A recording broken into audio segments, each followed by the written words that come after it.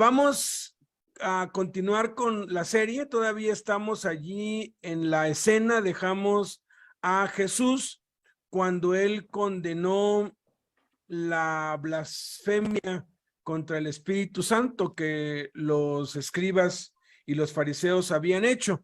Lo que vamos a ver hoy es la señal de Jonás y la reforma temporal. Así es como dice el título en la Biblia. Estas dos cosas, aun cuando parecen dos cuestiones separadas, están unidas a lo que ya viene sucediendo. Acuérdense, estamos en el año de oposición.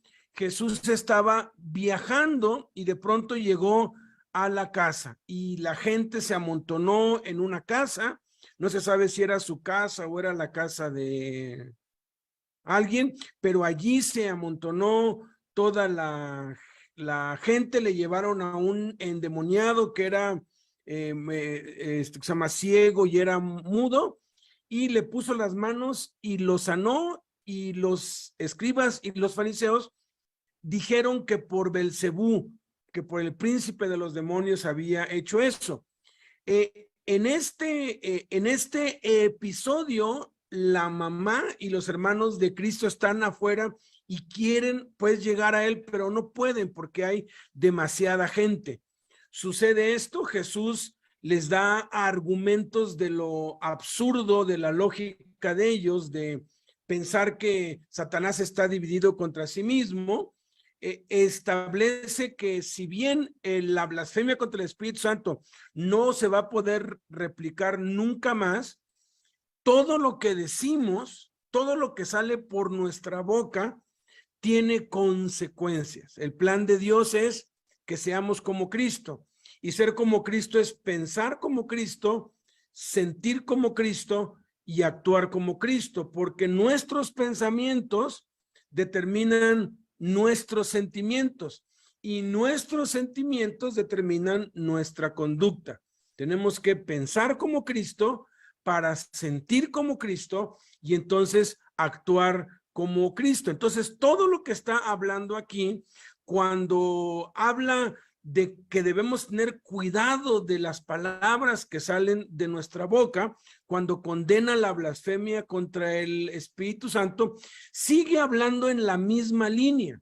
La verdad es que este pasaje de la señal de Jonás y la reforma temporal, como que parecen que están fuera de foco, como que no encajan en lo que está pasando, pero cuando unimos los evangelios y tenemos el cuadro completo, nos queda absolutamente claro. Está hablando acerca de lo mismo y va a seguir hablando acerca de lo mismo, acerca de nuestra conducta que viene como resultado de lo que hay en nuestro corazón, que sale a través de nuestra boca como resultado de lo que está en nuestra mente, de lo que recibimos, de lo que nosotros pensamos. Y la semana que entra, pues vamos a ver ya cuando acaba esto, que es que su madre y sus hermanos, como no pueden llegar hasta él, ahorita vamos a ver otra causa por la cual no pueden llegar hasta él, le mandan un recado y él cierra magistralmente todo lo que ya había empezado. Entonces vamos a leerlo uniendo los dos pasajes. Mateo 12, del 38 al 45. Si nos pudieras hacer favor, Treviño, Alex, de que Víctor, perdón, que nos lo puedas leer. Mateo 12, del 38 al 45, cuando te diga. Y si me apoyas, Hilario, para leer Lucas 11, del 24 al 32. Entonces, leo todo junto sin explicar, pues, de dónde viene. La señal de Jonás y la reforma temporal.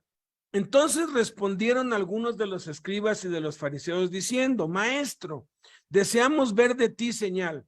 Y apiñándose las multitudes, él respondió, les dijo y comenzó a decir: esta generación es mala, La generación mala y adúltera demanda señal, pero señal no le será dada sino la señal del profeta Jonás. Porque como estuvo Jonás en el vientre del gran pez 3 días y 3 noches, así estará el Hijo del Hombre en el corazón de la tierra 3 días y 3 noches. Porque así como Jonás fue señal a los ninivitas, también lo será el Hijo del Hombre a esta generación. Los hombres de Nínive se levantarán en el juicio con esta generación y la condenarán, porque ellos se arrepintieron a la predicación de Jonás, y aquí más que Jonás en este lugar. La reina del sur se levantará en el juicio con los hombres de esta generación y la condenará, los condenará, porque ella vino de los fines de la tierra para oír la sabiduría de Salomón, y aquí más que Salomón en este lugar. Cuando el espíritu inmundo sale del hombre, anda por lugares secos buscando reposo, y no lo halla, y no hallándolo, entonces dice, volveré a mi casa de donde salí. Y cuando llega, la halla desocupada, barrida y adornada. Entonces va y toma consigo otros 7 espíritus peores que él, y entrados moran allí, y el postrer estado de aquel hombre viene a ser peor que el primero. Así también acontecerá a esta mala generación. Mientras él decía estas cosas, una mujer de entre la multitud levantó la voz y le dijo, bienaventurado el vientre que te trajo y los senos que mamaste. Y él dijo, antes bienaventurados los que oyen la palabra de Dios y la guardan. Vamos ahora a Mateo 12, del 38 al 45. Adelante, Víctor. Sí, esa es la palabra de Dios. La generación perversa demanda señal. Entonces respondieron algunos de los escribas y de los fariseos diciendo, Maestro, deseamos ver de ti señal. Él respondió y les dijo, la generación mala y adúltera demanda señal, pero señal no les será dada, sino la señal del profeta Jonás. Porque como estuvo Jonás en el vientre del gran pez 3 días y 3 noches, así estará el Hijo del Hombre en el corazón de la tierra 3 días y 3 noches. Los hombres de Nínive se levantarán en el juicio con esta generación y la condenarán. Ellos se arrepintieron a la predicación de y aquí más que Jonás en este lugar. La reina del sur se levantará en el juicio con esta generación y la condenará, porque ella vino de los fines de la tierra a la sabiduría de Salomón. Y aquí más que Salomón en este lugar. El espíritu inmundo sale del hombre. Entonces dice, volveré a mi casa de donde salí. Y llega, la haya desocupada, arriba y arriba. Entonces va, y son consigo otros espíritus peores que él, y la casa no es de Dios. Y el postrero estado de aquel hombre viene a ser peor que el primero. También es el que será a esta muerte. Bien, Hilario, Lucas. Amén. Lucas del 11 del 24 al 32. Sí. Cuando el espíritu inmundo sale del hombre, anda por lugares secos, buscando reposo, y no hallándolo, dice, volveré a mi casa de donde salí. Cuando llega, la halla barrida y adornada. Entonces va y toma otros 7 espíritus peores que él, y entrados moran ahí, y el postrer estado de aquel hombre viene a ser peor que el primero. Mientras él decía estas cosas, una mujer de entre la multitud levantó la voz y dijo, bienaventurados bienaventurado el vientre que él trajo y lo sanó, y los senos que mamaste. Él dijo, antes bienaventurados los que oyen la palabra de Dios y la guardan. Apiñándose la multitud, comenzando a decir, esta generación es mala, demanda señal, pero la señal no le será dada, sino la señal de Jonás. Porque así como Jonás fue señal a los de Nínive, también los será el Hijo del Hombre a esta generación. La reina del sur se levantará en el juicio en los hombres de esta generación y los condenará, porque ella vino de los fines de la tierra para oír la sabiduría de Salomón. Y he aquí, más que Salomón en este lugar. Los hombres de Nínive se levantarán en el juicio con esta generación y la condenarán, porque él porque a la predicación de Jonás se arrepintieron, y he aquí más que Jonás en este lugar. Amén. Vamos ahora a juntar los dos relatos. Es Mateo el único que dice aquí. Entonces respondieron algunos de los escribas y de los fariseos diciendo: Maestro, deseamos ver de ti señal. Lucas agrega: y apiñándose las multitudes, Mateo dice, él respondió, les dijo, pero Lucas dice, comenzó a decir, esta generación es mala. Eso lo dice nada más en Lucas. Mateo lo dice así, la generación mala y adúltera. Y Mateo y Lucas refieren, demanda señal, pero señal no le será dada, sino la señal del profeta Jonás. Profeta nada más lo dice Mateo. Luego, nada más Mateo dice, porque como estuvo Jonás en el vientre del gran pez 3 días y 3 noches, así estará el Hijo del Hombre en el corazón de la tierra, 3 días y 3 noches. Luego Lucas nada más dice, porque así como Jonás fue señal a los ninivitas, también lo será el Hijo del Hombre a esta generación. Mateo y Lucas dicen lo siguiente: los hombres de Nínive se levantarán en el juicio con esta generación y la condenarán, porque ellos se arrepintieron a la predicación de Jonás, y aquí más que Jonás en este lugar. La reina del sur se levantará en el juicio con, añade Lucas, los hombres de, y luego continúa, esta generación, y la condenará, dice Mateo, pero Lucas dice los condenará, refiriéndose a cada uno. Y luego Mateo y Lucas dicen, porque ella vino de los fines de la tierra para oír la sabiduría de Salomón, y aquí más que Salomón en este lugar. Mateo y Lucas siguen diciendo esto: cuando el espíritu inmundo sale del hombre, anda por lugares secos, buscando reposo. Mateo dice, y no lo halla.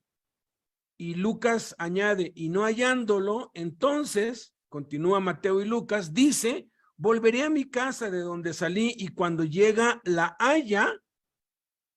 Mateo agrega desocupada, y Mateo y Lucas dicen barrida y adornada.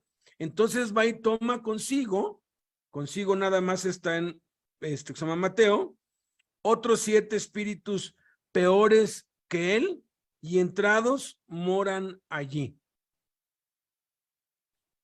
Y el postrer estado de aquel hombre viene a ser peor que el primero. Así también acontecerá a esta mala generación. Eso nada más lo dice Mateo.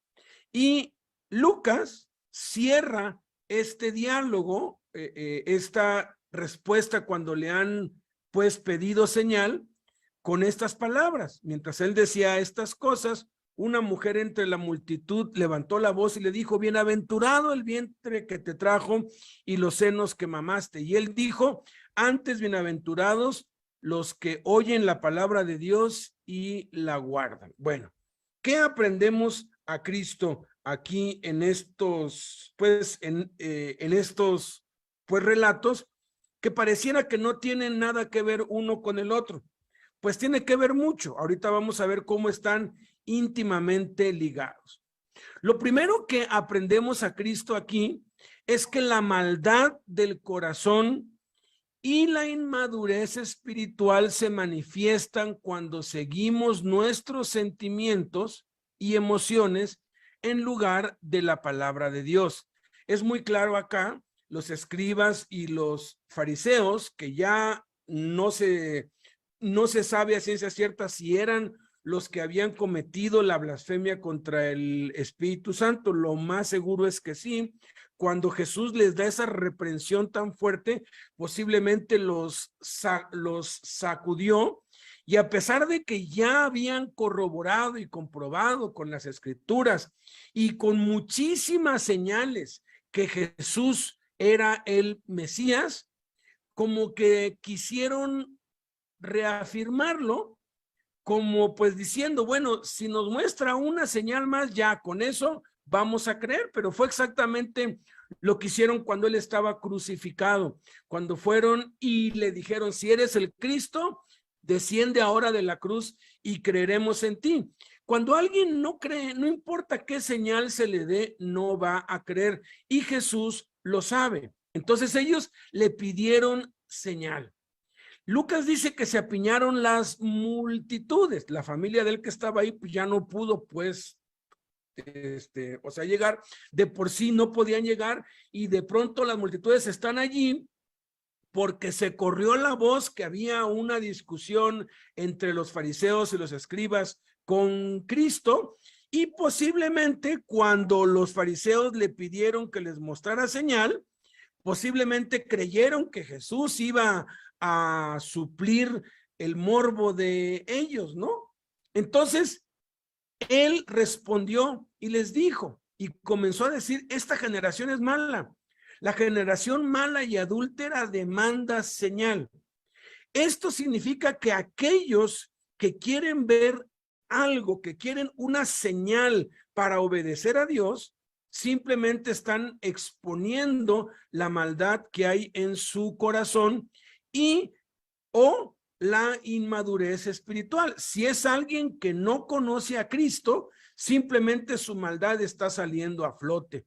Pero si es alguien que ya conoce a Cristo, entonces pues es inmaduro espiritualmente, porque para obedecer a Dios necesita ver cosas. Y sí, los que son niños en Cristo, Dios les concede muchos milagros. Acuérdate, cuando tú empezabas en las cosas de Dios, cómo Dios te llenaba de milagros por todos lados, y tú te sentías hasta el consentido de Dios y todo, porque Dios quería que crecieras, quería que te enrolaras, que te subieras al camión, como ustedes dicen.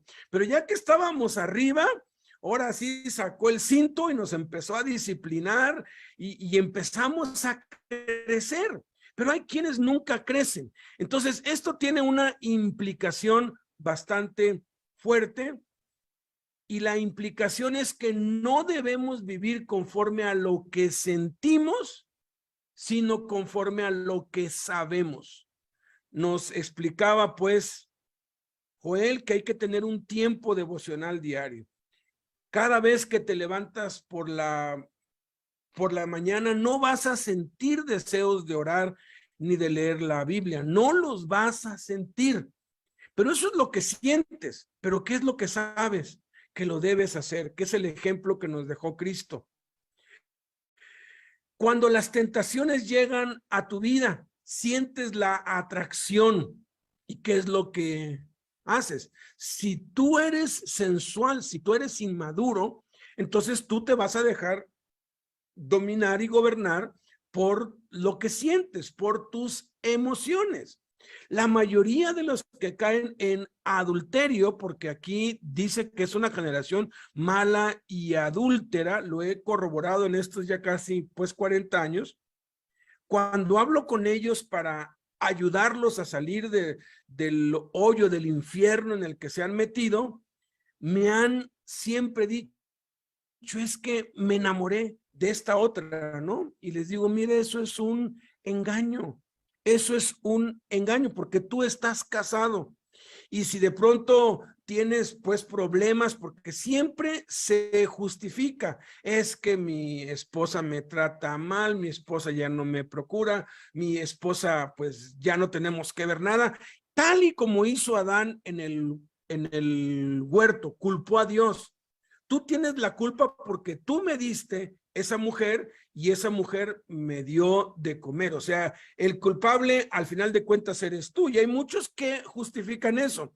Si Dios quisiera que yo no consumiera drogas, pues que me quite el deseo. Yo le he dicho a Dios, quítame este deseo por la droga. Si Dios quisiera que pues yo no anduviera con una mujer y con otra, pues ¿por qué me las pone? Pues si él sabe que yo soy débil, ¿para qué me las pone? Y siempre viven justificándose porque viven por sus sentimientos, por sus emociones. Y yo les digo, eso es lo que sientes. Y acuérdate, engañoso es el corazón más que todas las cosas. No puedes confiar en lo que sientes. Tienes que dejarte guiar por lo que sabes. ¿Qué es lo que dice la Biblia? No cometerás adulterio. Honroso sea en todos el matrimonio y el hecho sin mancilla, pero a los adúlteros y a los fornicarios los juzgará Dios. Eres soltero, una chica te voltea a ver, te sonríe y todo se te remueve acá adentro y amor a primera vista y ahí vas, ahora sí que como buey al matadero.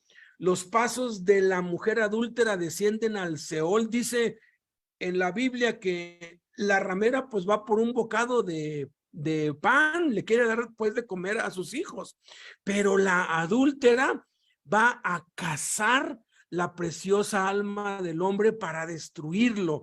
Todos los que la siguen van a ir al lugar de los muertos, su afrenta nunca será borrada, o sea, son consecuencias terribles.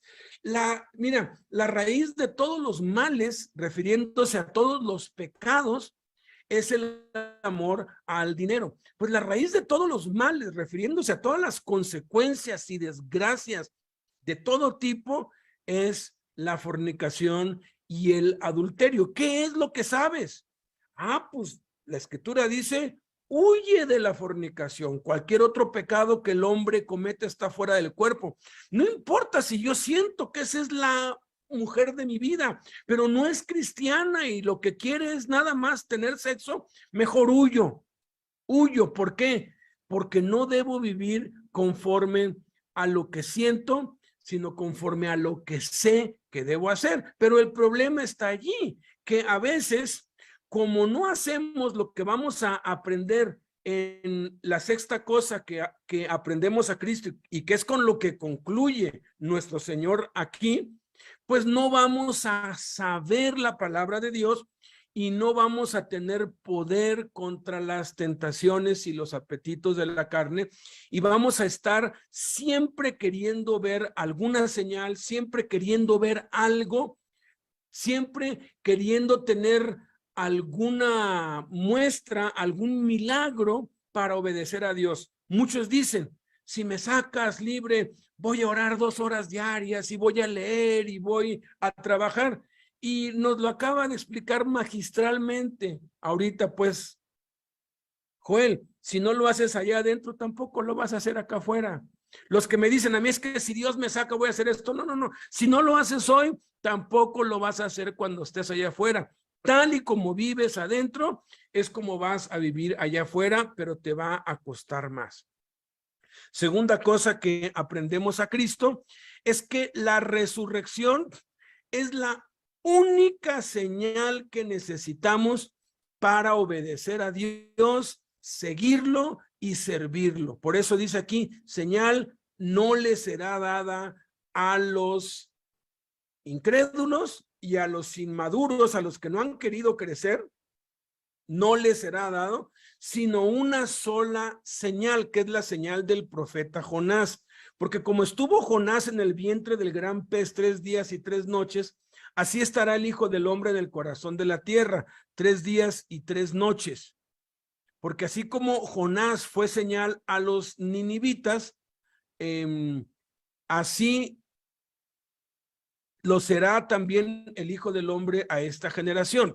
Aquí yo quisiera ahorita mismo ponerles un video corto, dura 5 minutos, porque en este asunto de los 3 días y las 3 noches hay mucho debate entre unos y otros, y esos debates únicamente minan la fe en la resurrección.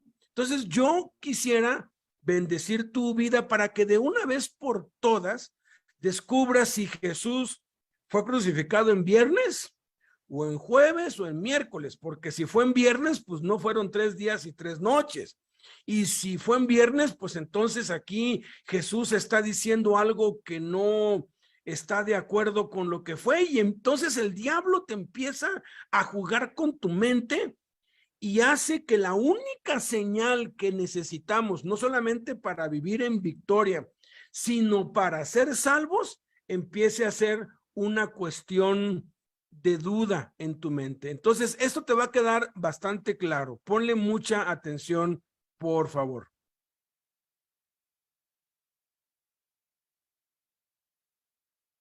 Espéreme tantito. Le ponemos volumen. Ahí está. ¿Fue Jesús crucificado en viernes? Si es así, ¿cómo es que pasó 3 días en la tumba, si es que él resucitó el domingo? La Biblia no hace una declaración específica en cuanto al día de la semana en que Jesús fue crucificado. Las dos opiniones más ampliamente compartidas hablan de viernes y miércoles. Algunos, sin embargo, usando una síntesis de ambos argumentos, aceptan el jueves como el día más probable. Jesús dijo en Mateo 12:40. Porque como estuvo Jonás en el vientre del monstruo marino 3 días y 3 noches, así estará el Hijo del Hombre 3 días y 3 noches en el corazón de la tierra. Aquellos que opinan que la crucifixión fue un viernes, dicen que existe una manera válida en la cual pudo haberse considerado que él permaneció en la tumba por 3 días. En la mentalidad judía del primer siglo, parte de un día era considerado como un día completo. Puesto que Jesús estuvo en la tumba parte del viernes, todo el sábado y parte del domingo, pudieron haber considerado que efectivamente él estuvo ahí por 3 días. Uno de los principales argumentos sobre el viernes se encuentra en Marcos 15:42, donde dice que Jesús fue crucificado la víspera del día de reposo. Si ese era el día de reposo semanal, entonces el hecho nos lleva a la crucifixión el viernes. Otro argumento para el viernes dice que los versículos tales como Mateo 16:21 y Lucas 9:22 enseñan que Jesús resucitaría en el tercer día, por lo que él no necesitaría estar en la tumba los 3 días y noches completos. Pero mientras algunos traductores usan "en el tercer día" para estos versículos, no todos lo hacen, y no todos están de acuerdo que esa sea la mejor manera de traducirlos. Es más, Marcos 8:31 dice que Jesús resucitaría después de 3 días. El argumento sobre el jueves se impone sobre la opinión del viernes, y principalmente sostiene que hubo demasiados eventos, algunos cuentan hasta 20, que sucedieron entre la sepultura de Cristo y la mañana del domingo, para que ocurrieran del viernes en la tarde al domingo por la mañana. Ellos señalan que este es específicamente un problema, cuando el único día completo entre el viernes y el domingo fue el sábado, el sabbat judío. Un día extra o 2 eliminan ese problema. Los que abogan por el jueves razonan. Supongamos que no has visto a un amigo desde el lunes en la noche. La siguiente vez que lo ves es el jueves por la mañana y dices, no te he visto en 3 días, aunque técnicamente solo han pasado 60 horas, 2 días y medio. Si Jesús fue crucificado el jueves, este ejemplo muestra cómo pueden ser considerados los 3 días. Los que se inclinan por el miércoles, dicen que hubo 2 sábados esa semana. Después del primero, el que ocurrió al anochecer de la crucifixión, las mujeres compraron las especias. Nótese que las mujeres lo hacen después del sábado. Los que se inclinan a favor del miércoles sostienen que ese sábado era la Pascua. El segundo sabbat de esa semana era un sábado normal. Nótese que en Lucas 23:56, las mujeres que habían comprado las especias después del primer sabbat, regresaron y prepararon las especias y entonces descansaron el día de reposo conforme al mandamiento. El argumento establece que ellas no pudieron haber comprado las especias después del sabbat, y al mismo tiempo preparar las especias antes del sabbat, a menos que hubiera 2. Con el punto de vista de los 2 sábados, si Cristo fue crucificado el jueves, entonces el gran y sagrado sabbat, la Pascua, habría comenzado el jueves al anochecer y terminaría el viernes al anochecer, al inicio del sabbat o sábado. El comprar las especias después del primer sabbat, Pascua, hubiera significado que ellas las compraron el sábado, quebrantando así la ley. Por lo tanto, esta opinión declara que la única explicación que no viola el relato de las mujeres y las especias y se ajusta a la comprensión literal de Mateo 12:40, es que Cristo fue crucificado el miércoles. El sabbat, que fue día santo, Pascua, ocurrió el jueves, las mujeres compraron especias el viernes y regresaron y prepararon las especias ese mismo día, descansando el sábado que era el día de reposo semanal. Luego trajeron las especias a la tumba el domingo muy temprano. Jesús fue sepultado cerca del anochecer del miércoles, que iniciaba el jueves en el calendario judío. Utilizando un calendario judío, tenemos el anochecer del jueves, primera noche, día del jueves, primer día, anochecer del viernes, segunda noche, día del viernes, segundo día, anochecer del sábado, tercera noche, día del sábado, tercer día. No sabemos exactamente la hora que él resucitó, pero sí sabemos que fue al amanecer del domingo. Jesús pudo haber resucitado justo después del anochecer del sábado por la noche, el cual iniciaba el primer día de la semana para los judíos. El descubrimiento de la tumba vacía fue hecho justo al amanecer, antes de que fuera completamente de día. Un posible problema con la opinión sobre el miércoles es que los discípulos que caminaron con Jesús yendo a Emaús lo hicieron el mismo día de su resurrección. Los discípulos, quienes no reconocieron a Jesús, le contaron sobre la crucifixión y dijeron: Además de todo esto, este es el tercer día desde que estas cosas acontecieron. De miércoles a domingo hay 4 días. Una posible explicación es que ellos pudieron haber contado el sepelio de Cristo desde el anochecer del miércoles, que iniciaba el jueves judío, y pudieron haber contado como 3 días de jueves a domingo. En el gran esquema de las cosas, no es tan importante saber qué día de la semana fue crucificado Jesucristo. Si fuera tan importante, la palabra de Dios nos lo hubiera comunicado claramente. Lo que es importante es que Él murió, y que Él, físicamente en su cuerpo mortal, resucitó de entre los muertos.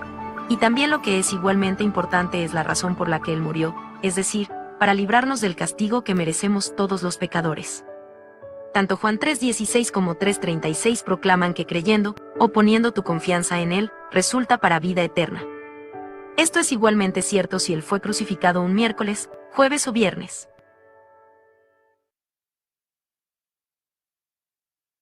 Entonces,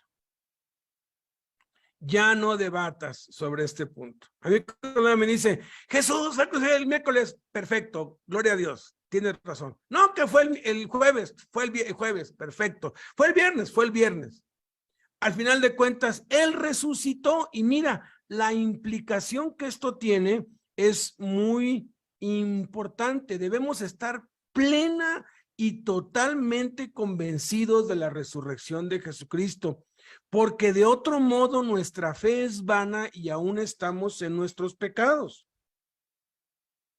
Además de que no podemos ser salvos si no creemos en el corazón que Dios levantó a Jesús de entre los muertos. Entonces, si tú tienes alguna duda, por muy leve, acerca de la resurrección, yo te animo que investigues, que estudies, que de verdad te metas con Dios, porque este es un asunto que no puede quedar al aire. Hay mucha literatura y hay mucho. En la página nosotros tenemos un curso y te da ahí 10 pruebas indubitables, que es imposible que haya sido de otro modo y que la única explicación es la resurrección de Cristo. Debes tener bien cierto esto, pero fíjate, la señal de Jonás, ¿no? La resurrección es la única señal que se va a dar. La resurrección demuestra que Dios existe. Entonces, Jesús viene ahora a mostrar 2 resultados de lo que es creer en la resurrección de Cristo. Nuestro arrepentimiento, esta es la tercera cosa que aprendemos a Cristo. Nuestro arrepentimiento y el de otros también son señal de que Dios existe, porque Dios es el único que nos puede cambiar. Dice aquí que los hombres de Nínive se levantarán en el juicio con esta generación y la condenarán, porque ellos se arrepintieron a la predicación de Jonás, y aquí más que Jonás en este lugar. Lo que les está diciendo aquí es, si el profeta Jonás, que le predicó a los ninivitas y que los ninivitas eran malos, eran violentos, eran crueles, mataban ancianos, mujeres, niños, a las embarazadas las abrían con la espada y le sacaban el niño y lo tiraban, eran, de veras eran unos animales, y ya se habían confabulado con algunos otros para exterminar a los judíos completamente. Por eso Jonás no quería ir, porque era gente que nada más quería la destrucción de los judíos, y él sabía que si él predicaba de parte de Dios se iban a arrepentir, y lo que quería pues él era pues venganza, que cayera el juicio de Dios sobre ellos como cayó sobre Egipto y sobre otras naciones. Pero conocemos la historia. Jesús está aquí corroborando que la historia de Jonás no es pues ficción, es real. Sí sucedió, no es una fábula, no es un cuento, sí pasó, porque hubo un evento histórico corroborado por la historia. Y predicó durante un día, no durante 3, sino nada más con un día, pero eso bastó para que estos hombres violentos y salvajes se arrepintieran de tal modo que desde el rey hasta los más bajos, incluidos los animales, hicieron ayuno y se vistieron de cilicio, demostrando su arrepentimiento. Hasta los perros y los gatos ayunaron, compungidos, y Dios los perdonó. ¿Qué es lo que les está diciendo aquí Jesús? Mira, qué implicación tan hermosa tiene esto. Qué implicación tan hermosa tiene cuando alguien que ya salió de la cárcel vive una vida digna, vive una vida santa, porque la implicación aquí es que no tenemos excusa para no cambiar y no vivir conforme a la voluntad de Dios. Si otros han podido, nosotros podemos también. El problema reside entonces en nuestra voluntad, si queremos o no. Ya nadie puede decir que pues es que yo soy tan malo que no me puedo arrepentir, o no necesito arrepentimiento. Si otros lo han hecho, si otros han cambiado, si otros han sido transformados por la palabra de Dios, tú también lo puedes ser, y no nos podemos excusar. Nadie puede decir, es que yo no puedo serle fiel a mi esposa durante toda mi vida, porque ha habido hombres que han sido fieles a sus esposas durante 50, 60, 70 años, hombres de Dios que sí lo han hecho.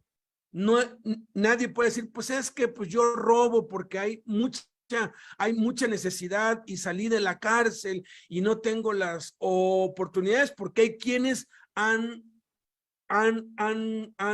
pues salido y han demostrado que sí se puede. Si otros lo han hecho, eso es una condenación para los que no quieren, porque el asunto aquí no es de que es que no puedo. Ay, pues Dios sabe que soy débil, Dios sabe que me gusta demasiado las mujeres y pues soy muy débil, y ya le he dicho que si pues no quiere él que yo ande de loco, pues que no me ponga enfrente a las chavas, pues las chavas se me echan encima, ¿no? O sea, soy tan guapo y soy tan irresistible, y no sabe que está bajo la ira de Dios. ¿Por qué? Porque hay quienes piensan, no, tengo mucha suerte, ¿no? Porque ando con una y con otra, pero no sabe que Eclesiastés dice que quien anda con una mujer y con otra, Dios está enojado con él, Dios no está agradado con él. ¿Por qué? Porque es alguien que es inmaduro espiritualmente. No hay excusa. Nuestro arrepentimiento y el de otros son señal de que Dios existe. A mí cuando alguien me dice, es que no hay evidencia científica de que Dios existe, yo les digo, mira, yo estudié ingeniería, y en la carrera de ciencias te enseñan el método científico, que es observación, experimentación, comprobación, demostración, teoría y ley.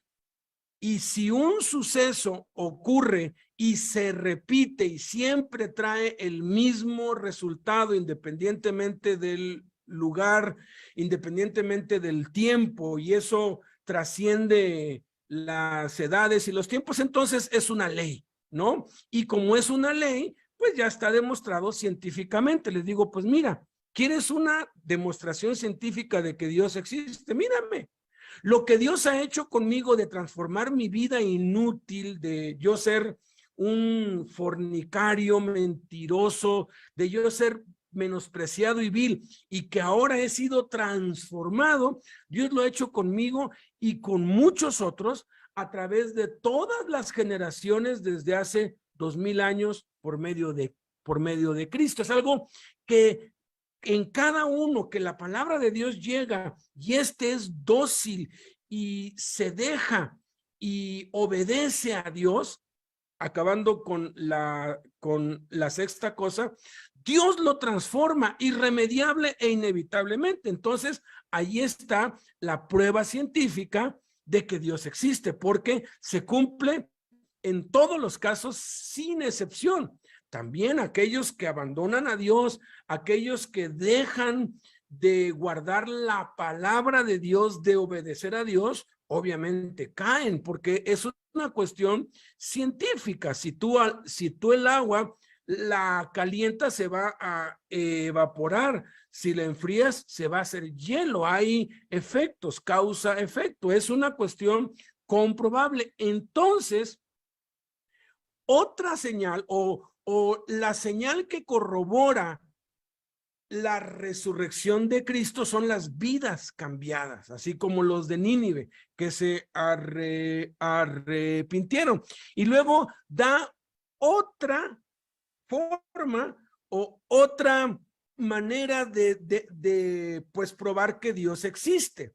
La cuarta cosa que aprendemos a Cristo es que nuestro interés y esfuerzo por la palabra de Dios y el de otros también son señal de que Dios existe, porque es Dios quien pone en nosotros el querer como el hacer. Aquí habla de la reina del sur. Dice que se levantará en el juicio con los hombres de esta generación y la condenará, los condenará, porque ella vino de los fines de la tierra para oír la sabiduría de Salomón, y aquí más que Salomón en este lugar. La fama de la sabiduría de Salomón llegó a todo el mundo. Los historiadores aseguran que esta reina vivía en la Patagonia de África. Patagonia es lo más lejos del continente. La Patagonia de América pues está en Argentina, o sea, está hasta la punta, es lo más lejos. Bueno, en lo último de África, por donde Madagascar y todos esos países están, allí es donde estaba esta reina, que después conquistaron Etiopía y cambió su reino de allí de donde estaba, lo cambió para Etiopía, obviamente para poder estar más cerca de Israel y poder adorar en Israel, porque ella se volvió creyente del Dios del Dios de Israel, de David, de Abraham, de Salomón, que hay una evidencia en Hechos capítulo 8, cuando un etíope funcionario, o sea, miles de años después, viene allí un eunuco, un etíope, descendiente de esta reina. De lo que esta reina hizo, produjo creyentes por generaciones, y hay judíos negros que están en Etiopía. Algunos pues piensan que pues Salomón, ¿no?, que tuvo tantas mujeres, pues tuvo que ver con esta reina, la embarazó y ella tuvo un hijo negro, y a partir de allí hay muchos judíos negros y todos vienen de Etiopía. El punto es este, que ella se esforzó por recorrer la mayor distancia para escuchar la palabra de Salomón. Y lo que nos está diciendo aquí es: yo soy mejor que Salomón. Entonces, si tú y yo tenemos interés por oír la palabra de Dios y nos esforzamos por hacerlo, porque requiere de un esfuerzo, y hay otros que se interesan por la palabra de Dios, esa es una demostración, es una señal de que Dios existe, es una demostración de que Jesús resucitó, porque quien pone en nosotros el querer la palabra de Dios y el hacer para esforzarnos y leerla y entenderla es Dios. Ninguno, Jesús dijo, puede venir a mí si el Padre que me envió no lo trae. Nadie conoce al Padre sino el Hijo, ni nadie conoce al Hijo sino el Padre y aquel a quien el Padre, a quien el Hijo se lo quiera revelar. O sea, el asunto aquí es que si tú estás escuchando la palabra de Dios ahorita, no es porque tú seas bueno. Si yo estoy enseñando la palabra de Dios y me esfuerzo porque se haga entendible, no es porque yo sea bueno, es porque Dios ha puesto eso en nosotros. Y eso es una demostración de que Dios existe. Entonces, esto tiene una implicación parecida a la anterior, pero está enfocada con la palabra de Dios. No tenemos ninguna excusa para no conocer y amar la palabra de Dios. Si otros conocen la palabra de Dios y la aman, nosotros podemos también. El problema reside entonces en nuestra voluntad, si queremos o no. A mí me sacudió mucho cuando yo leí El Hombre Celestial y de pronto pues ahí vi que este joven analfabeta que aprendió a leer con la Biblia y en un chino antiguo, cuando ya aprendió a leer, se leyó toda la Biblia completa en un mes. En un mes la leyó toda. Te la puedes leer hasta en 7 días si lees 10 horas diarias. Para que te la leas en un mes, pues necesitarías unas 4 o 3, con 2 horas o 3 horas diarias te la lees en un mes, completita. Ah, no, es que no se puede. No, si ya lo hizo alguien, sí se puede. Tú y yo no nos podemos justificar ni nos podemos excusar. Y luego se memorizó todo Mateo en 28 días, un capítulo diario, claro. Y él allí cuenta que eran 12 horas del día que estaba clavado memorizando y luego se memorizó Hechos. Y aquí es cuando tú dices, bueno, si alguien más lo ha hecho, yo también puedo. Entonces, no tenemos excusa. Yo les di hace unos meses una enseñanza el día jueves de 31 excusas que presentan los cristianos para no leer la Biblia. Y desbaraté y desarmé cada una de esas 31 excusas, porque miren, hasta los ciegos, hasta los sordos, hasta los que no saben leer, pueden leer la Biblia todos los días. Conocí de un caso de de un joven, él ya tendría unos 19 años, qué bruto, sabía de Biblia, y cuando fui para Chilpancingo, el amigo con el que fui me dijo, te voy a presentar un joven que sabe más Biblia que tú. Dije, a ver, ya, y empezamos y no, hombre, pues calé y el chamaquito sabía, pero muchísima Biblia, muchísima, sabía bastantes versículos, ahora sí que no le pude ganar. Y dije, wow, le dije, oye, ¿cómo aprendiste? No, dice, desde los 6 años, mi abuela se pues convirtió a Cristo, éramos muy pobres, vivíamos en un cuarto, pero ella se convirtió a Cristo y ella dijo, consíganme una Biblia, porque si Dios dejó un libro, hay que leerlo. Le consiguieron la Biblia y le daba 5 pesos a cada uno de sus nietos para que le leyera 1 hora. ¿Te imaginas? En la cárcel le das 5 pesos a alguien, no, hombre, va a haber un montón que te van a querer leer, ¿no?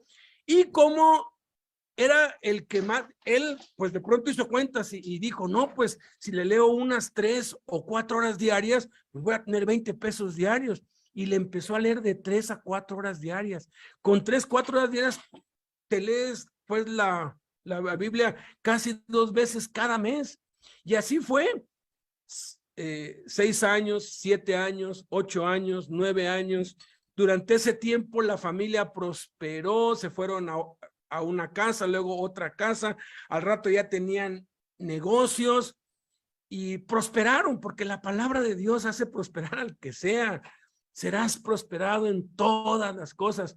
se muere y él ya pues tendría unos pues 14 años y él siguió porque se le quedó allí y se quería ir como misionero entre los musulmanes. Un niño de 19 años, impresionante. No tenemos excusa. No te excuses, no es cierto, es que no puedo, no, todo lo puedes en Cristo que te fortalece, ya, déjate de niñerías, de boberías, no se puede, sí se puede, en Cristo todo se puede, pero aquí nos lleva esto a una quinta cosa que aprendemos a Cristo, y tiene que ver con esto mismo, porque todos queremos cambiar y todos queremos ser mejores. Y perdonen, voy a decir algunas cosas que van a resultar ofensivas, molestas, pero son ciertas. Es totalmente inútil y contraproducente querer cambiar por los propios esfuerzos humanos. Repito para nuestros hermanos que están en las líneas, que toman nota, porque me dicen, luego te va muy rápido. Quinto, es totalmente inútil y contraproducente querer cambiar, querer ser mejores, querer ser buenos, querer tener una vida buena o querer ser pues feliz o dejar los vicios o dejar las malas palabras o el mal carácter, querer cambiar, pues cambiar para bien por los propios esfuerzos humanos. Pareciera que esta frase que dijo Cristo no tiene nada que ver ni con la reina del sur, ni con la señal de pues Jonás, pero todo inicia cuando le dicen queremos ver de ti señal. ¿Por qué quieres una señal? Porque necesitas algo para obedecer. O sea, no. Si tú me demuestras que tú eres el Cristo, yo me entrego y me consagro a ti. Y dice Jesús, no necesitas. Lo único que necesitas es saber que yo vivo, que yo resucité. Es lo único que necesitas saber. ¿Por qué? Porque hay quienes han cambiado por esa verdad y hay quienes se interesan por mi palabra por esa misma razón. Entonces, hombre, anda por lugares secos buscando reposo y no lo halla. Y no hallándolo, entonces dice, volveré a mi casa de donde salí. Está hablando de un demonio que estaba habitando en el cuerpo de alguien. Si alguien no conoce a Cristo, ¿puede estar poseído por un demonio? Por supuesto que sí. Yo estoy convencido de que yo estaba poseído por un espíritu de mentira. Yo era mentiroso hasta más no poder y me creía mis propias mentiras. Cristo me liberó, me sacó eso, dije la verdad y me quedé sin amigos y sin nada. No me importó absolutamente nada. Pero el que no tiene a Cristo puede tener un demonio dentro. Cuando el que anda mal, el que anda en el alcohol, en la pues mentira, en la de pronto pues se da cuenta y dice, no, necesito cambiar, necesito ser mejor, o ni siquiera porque anda en drogas ni nada, simplemente quiere prosperar, quiere ser mejor, quiere tener un buen hogar, un buen negocio, tener éxito, ¿ok? Cuando lo intenta, si había un demonio dentro de él, el demonio se va. ¿Saben qué? A los demonios no les gusta el orden, no les gusta la limpieza, no les gusta que pues queramos ser rectos. Entonces, la limpieza, la rectitud hace que los demonios se vayan. Aquí es muy claro en el contexto que ese demonio salió porque pues el hombre hizo un esfuerzo por ya no hacer lo malo. Se metió a un grupo de AA para ya no tomar o se empezó a congregar en una iglesia y el alcohol lo dejó y ese demonio que lo estaba incitando se fue. Pero dice que como anda buscando y no lo halla, dice, volveré a mi casa de donde salí. Y cuando llega dice que la halla. En el caso de los cristianos, si tenemos a Cristo, nuestra casa no está desocupada, Cristo está dentro. En el caso de los que no tienen a Cristo, la casa está desocupada, barrida y adornada. Entonces va y toma consigo otros 7 espíritus peores que él y entrados moran allí y el postrer estado de aquel hombre viene a ser peor que el primero. así también acontecerá a esta mala generación. Si no tiene a Cristo, pues ahora van a estar 7 demonios porque necesita de más para poder doblegar la voluntad de querer ser recto, aquel que quiere pues cambiar, para volverlo peor.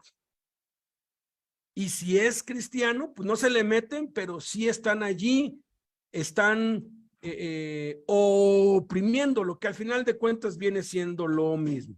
Las implicaciones que tiene son, híjoles, impresionantes. La primera implicación son 2. Jesucristo es la única esperanza, la única solución, la única posibilidad para cambiar de vida y ser verdadera y permanentemente libres de la esclavitud del pecado.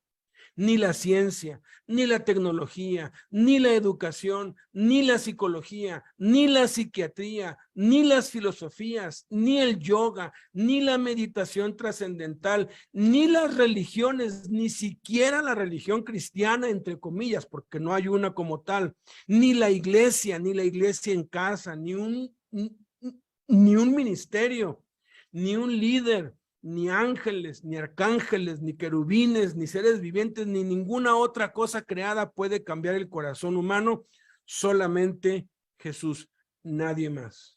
Ni Fundación Emanuel, ni los cursos, ni nada. Si tú te acercas a la iglesia o a los cursos o a un grupo de AA para dejar el alcohol, es que pues yo tomé este curso y dejé el alcohol, o dejé la droga, o dejé la pornografía, o dejé esto, o dejé el otro. Si tú te estás enfocando así, tú vas a ser peor después de eso, porque es la segunda implicación que hay. Lo más que intentemos cambiar por nuestras propias fuerzas o recurriendo a cualquier cosa que no sea Jesucristo, lo peor que será nuestra vida después. La mayoría de los que se meten a AA o van a una iglesia porque quieren cambiar, ¿sabes qué? Dejan aquello por lo que fueron, pero se vuelven peores que antes. Tengo un tío que alcohólico y el pobre estaba ahí todo el tiempo pues borracho, dormido, y era buena gente, era buena onda, y se metió a un AA, y después toda la familia pues estaban diciendo mejor ni se hubiera metido ahí, dejó el alcohol y se volvió gruñón, enojón, fornicario, y andaba con una y con otra, y se volvió peor. ¿Por qué? Porque AA te puede quitar el alcohol, la iglesia te puede quitar el alcohol, pero como no estás recurriendo a Cristo, tu estado posterior viene a ser peor. Entonces la iglesia no sirve. Si no es Cristo el motivo por el cual asistes a la iglesia, no sirve. Ni la iglesia, ni AA, no sirve nada. Es más, escúchame, ni siquiera la Biblia, y no te ofendas, yo amo la Biblia con todo mi corazón, pero no porque tengas una Biblia vas a cambiar.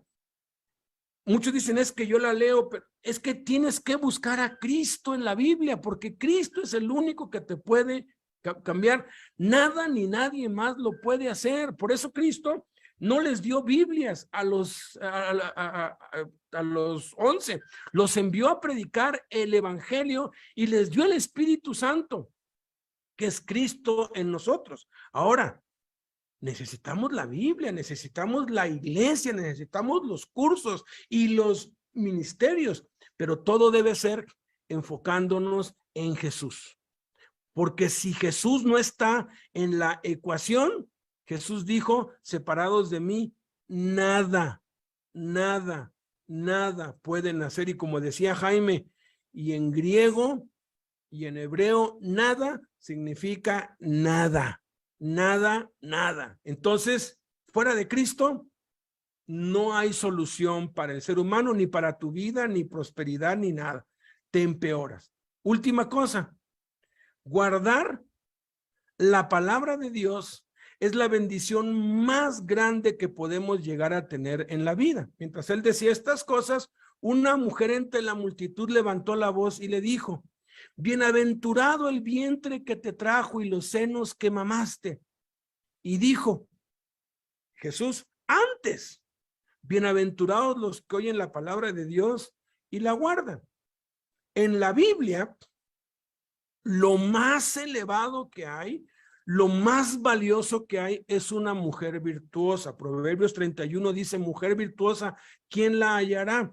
Porque su estima sobrepasa grandemente al de las piedras preciosas. Todo lo que puedes desear en esta tierra no se compara al valor de una mujer virtuosa. Por eso es que Dios escogió a Sara, porque aun cuando Abraham podía tener hijos con otras, no era tanto la simiente de Abraham o la semilla de Abraham, sino era en quién la depositaba, que era Sara. Tenía que ser Sara. No se valía de otro, porque hay quienes dicen, machos, no, pues no importa con quién tenga hijos, al fin son linaje mío. No, la mujer virtuosa es lo más valioso y lo más valorado. Por eso es que aquí esta le dijo: oye, tu madre fue una madre increíble, porque mira qué hijo tan increíble tuvo. Y obviamente bienaventurada por las generaciones, María. Por eso Dios escogió a esa jovencita judía, porque es muy importante. Sin embargo, Jesús dice: ¿saben qué? Hay algo más importante que lo más sagrado que puedas tener. Hay algo más importante que tu propia madre. Hay algo más importante que lo que más valoras en esta vida, y es guardar la palabra de Dios. Y esto tiene una implicación hermosa, con la que cierra con broche de oro. Debemos esforzarnos en la gracia. Esto es concentrar todos nuestros esfuerzos y energías en guardar la palabra de Dios. Y hay mucha confusión acerca de lo que significa guardar. Guardar significa, de acuerdo al diccionario bíblico y al diccionario normal, significa poner una cosa en un lugar para que no se pierda, o para que se conserve en buen estado, o en el lugar que le corresponde estar. Conservar una cosa o retenerla, evitando que desaparezca, se pierda o se altere. Bíblicamente, pues, guardar la palabra de Dios significa poner la palabra de Dios en nuestro corazón para que no se pierda y se conserve fresca en nuestra mente, evitando que se nos olvide, nos la roben o se altere, porque Satanás va a tratar de torcer la palabra de Dios. Y en cada tentación, si la palabra de Dios no está fresca, no está aquí, entonces vas a caer, vas a fracasar, y tus intentos por cambiar van a ser infructuosos. Teniendo a Jesús como fin y como eje, para guardar la palabra de Dios se requieren 7 cosas. Para guardar la palabra de Dios se requieren 7 cosas. Vamos a ir viendo una por una aquí. Lo primero que se requiere para guardar la palabra de Dios es oírla, oír la palabra de Dios. Ahorita estás oyendo la palabra de Dios. Cuando la lees, la estás oyendo. Pero si nada más la oyes, retienes hasta un 10%. Se te olvida el 90% a las 72 horas. Por eso es que hay que, además de oírla, hay que leerla. Hay que leer la palabra de Dios. Pero si la lees, nada más retienes un 20%. Es como si te dan 100 pesos y pierdes 80 pesos, pues estás perdiendo todo. Pues oye, no eres buen guarda, no eres buen administrador de lo que se te está dando. Entonces hay que hacer algo más. La tercera cosa es que hay que estudiar la palabra de Dios. Cuando la estudiamos, además de leerla y de oírla, retenemos un 30%. Ojo, cada cosa depende de la otra. Si tú nada más la estudias, pero no la lees ni la oyes, retienes 0, ¿eh? Porque hay quienes estudian mucho la Biblia, pero nunca la leen y nunca la oyen. Entonces, las cosas deben ir escalonadas y deben ir en esta secuencia. Si además de oír, leer y estudiar la transcribes, la copias de la Biblia a hojas, retienes hasta un 50%. Ahora, si nada más la escribes, pero no la estudias y no la lees y no la oyes, es cero. O sea, este porcentaje se vuelve cero si no haces todo lo anterior. La quinta cosa que debes añadir para guardar la palabra de Dios es memorizarla. Cuando memorizas la palabra, retienes hasta un 70% y a veces uno cae en la trampa. Pues estoy memorizando un versículo diario o 5 versículos diarios y ya no la transcribo, ya no la estudio, ya no la leo. No, tenemos que hacer todas estas cosas. Si además de memorizar la Biblia, la pones por obra, aquí es cuando ya retienes hasta un 90% sobre la condición de que estás haciendo todo lo anterior. Y aquí es donde viene el por qué algunos hacen esto, ¿sí? Enseñarla a otros, la enseñan a otros, pero como no la ponen por obra, ni la memorizan, ni nada, pues lo que tienen es cero. Los fariseos eran esto, eran unos, de veras, unos sepulcros blanqueados, estaban muertos, pero enseñaban la palabra de Dios. Me puede pasar a mí que yo te enseño, pero yo no lo hago, yo no lo pongo por obra. Entonces tienen que ir todas estas cosas escalonadas y nadie me puede a mí pues decir que no se puede, porque sí se puede. Casi todos me dicen, es que memorizar la Biblia a mí no se me da. Pues claro, no se te da porque no la estás transcribiendo. Y si la estás transcribiendo, también estúdiala. Haz cursos, pues llena pues cuestionarios, lee los comentarios bíblicos, pero también léela. O sea, date un tiempo diario, tienes que integrar todo esto. Si tú oyes la palabra y la lees y la estudias, te tomas el tiempo y la transcribes, te aseguro que cuando la quieras memorizar vas a poder, y cuando la estás memorizando es casi automático que lo pones por obra.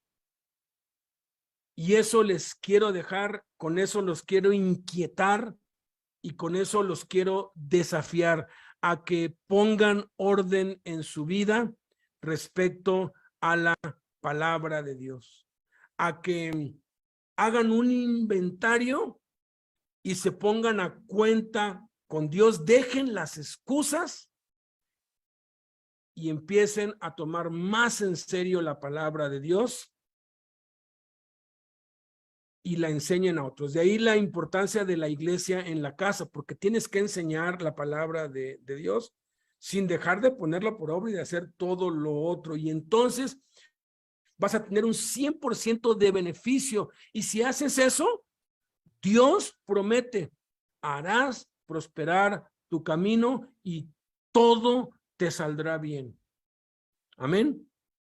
Entonces, pues, vamos a pedirle a Dios que sea Él el que nos dé el querer como el hacer y que nosotros cooperemos. Cuesta, por supuesto que cuesta, se requiere un esfuerzo, pero si la reina del sur lo hizo, si los hombres de Nínive lo hicieron, no nos queda de otra más que recurrir a Jesús en la palabra de Dios, porque si recurrimos a cualquier otra cosa, vamos a estar peor que nunca. Oremos. Padre, bendecimos tu nombre, Señor, y te damos gracias porque tú eres bueno y tu misericordia es para siempre, Señor. Gracias por este mensaje, por estas verdades tan maravillosas. No necesitamos ninguna señal más que saber y creer en el corazón que tú has resucitado. Eso nos basta. Y la demostración está en que a través de 2000 años, millones de hombres han sido transformados y cambiados por tu amor y se han arrepentido. Los publicanos, las prostitutas, lo peor de lo peor, No tenemos excusa para no ser santos, no tenemos excusa para no ser fieles, no tenemos excusas para no vivir conforme a tu voluntad. No tenemos ninguna excusa, Padre. Porque hay quienes sí lo han podido hacer y tú has dicho que todo lo podemos en Cristo, si estamos en Cristo y si Él es el centro de nuestra atención.